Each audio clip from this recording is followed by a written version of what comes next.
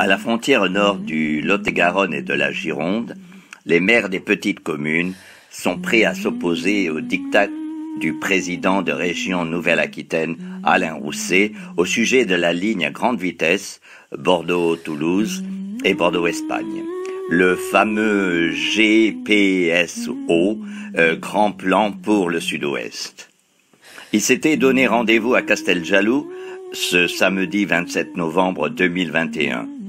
Ces maires de tous bords s'opposent au projet pharaonique de la LGV de Alain Rousset, avec des arguments très sérieux et vérifiables. Ces maires mènent depuis plusieurs années une opposition très raisonnée et raisonnable à un projet aussi idiot qu'irraisonnable. Et il sera très difficile de les reléguer au rang de simples nomailles, tant ils ont fait le nécessaire pour bien s'informer et porter sur cette affaire un avis aussi clair et scientifiquement irréprochable. Donc nous, la raison pour laquelle on a constitué cette association au départ, c'est de montrer qu'on n'est pas des gens contre le progrès, ça a été évoqué par Julie tout à l'heure, on n'est pas contre le progrès, mais parfois ce qu'on nous présente comme un progrès peut être aussi un recul, voilà, et à un moment donné ne pas remplir les conditions que l'on veut bien mettre dans le mot progrès. Alors pourquoi cette association s'est constituée et a mis en place, si on peut dire, un argumentaire, mais c'était pour faire, hein, à l'époque, c'est un combat qui dure quand même depuis une vingtaine d'années. On s'est posé la question, on nous propose une ligne nouvelle, il y a déjà une ligne existante, donc par conséquent, est-ce utile de la réaliser? Voilà, ça a été la première question.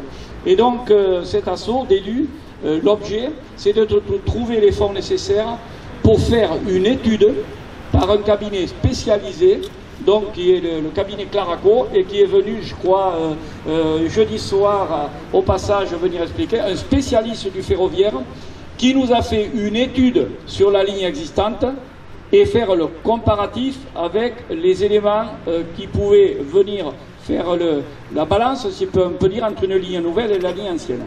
Et donc cette étude qui n'a été contestée par personne, et notamment par Réseau Ferré, qui n'a pas remis en cause et qui n'a pas contesté les éléments, a fait la démonstration que l'aménagement de la ligne existante remplit toutes les conditions nécessaires aux aspects qui nous semblent utiles pour nous, gagner du temps, parce qu'on pense aussi à la mégapole toulousaine, n'est-ce pas, qui veulent gagner du temps pour aller à Paris. Comme nous, la solidarité, c'est pas leur cas.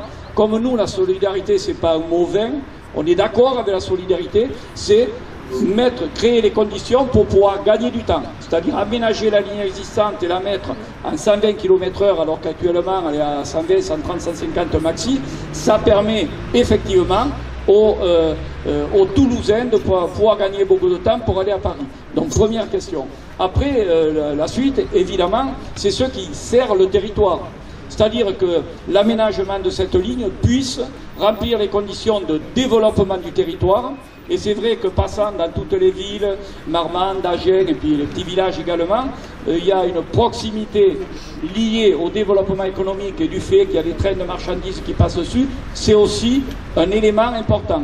L'aménagement du territoire, c'est pas faire une ligne qui va mettre 1 heure entre Bordeaux et Toulouse, et donc nous, ça a été évoqué tout à l'heure, on ne verrait que les trains passer, et qui a un effet contraire, si on peut dire, au développement du territoire. C'est bien l'aménagement de la ligne existante.